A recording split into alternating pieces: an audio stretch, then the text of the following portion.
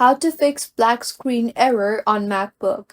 Hello everyone, I am Vishaka and welcome to our channel. I will take you through the step-by-step process on how to fix black screen error on MacBook.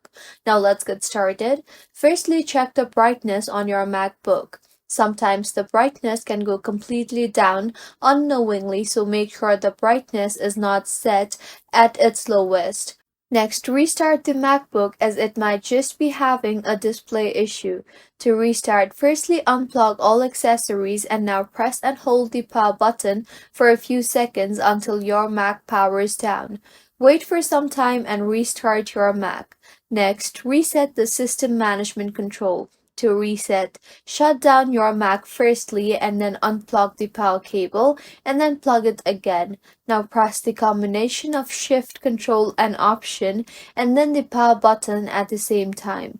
Now release all these keys together. You will see a light on the power cable flicker. So now restart your MacBook and your issue should have been fixed by now.